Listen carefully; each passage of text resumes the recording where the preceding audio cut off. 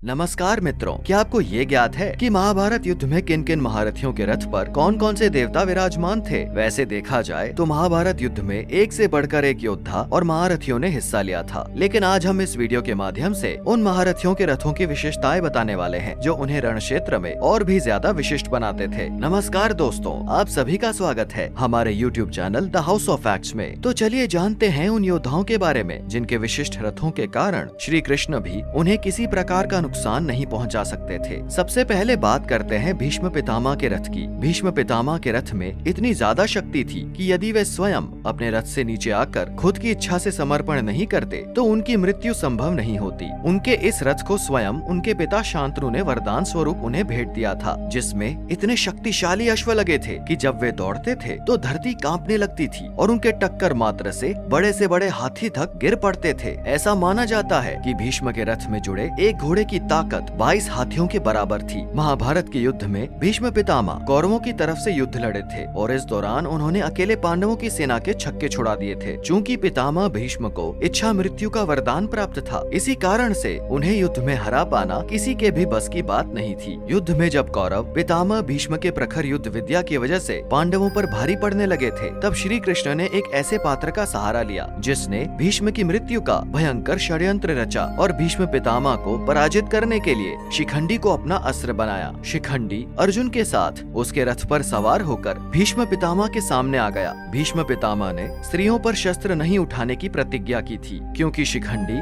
स्त्री से पुरुष बना था। इस वजह से भीष्म ने अपने शस्त्र रख दिए। तभी अर्जुन ने शिखंडी को ढाल बनाकर भीष्म पर तीरों की वर्षा कर दी और भीष्म को पराजित कर दिया। अर्जुन के बाणों से छलनी भीष्म पितामह बाणों की शैया पर आ गए। इस प्रकार से शिखंडी भीष्म पितामह की मृत्यु की बड़ी वजह बना। अब बात करते हैं महाभारत के दूसरे योद्धा की, जिसके रथ में पितामह के रथ से भी ज्यादा शक्ति थी। वो रथ जिसे स्वयं उनके पिता सूर्यदेव ने वरदान स्वरूप उन्हें भेंट किया था और वही रथ उनकी मृत्यु का कारण भी बना। वो योद्धा कोई और नहीं बल्कि दानवीर कर्ण थे। वो कर्ण जिसके दानवीरता और धनुर्धरता की प्रशंसा स्वयं श्री कृष्ण ने की थी। कर्ण एक प्रतापी और कर्तव्यनिष्ठ योद्धा थे। वे धनुर्धरता में इस कदर पारंगत थे कि एक बार महादेव से युद्ध के पश्चात महादेव ने भी उनके शक्ति का लोहा माना था। कर्ण का कौरव के तरफ से युद्ध लड़ना मतलब पांडवों की हार निश्चित थी, परंतु श्री कृष्ण के छल और कर्ण की दानवीरता और उन्हें मिला श्राप उनकी मृत्यु का कारण बना। अब बात करते हैं तीसरे मायावी रथ के बारे में, जिसके रथ की शोभा पराक्रमी हाथी सुप्रतीक बढ़ा रहा था। दोस्तों, उस पराक्रमी योद्धा का नाम था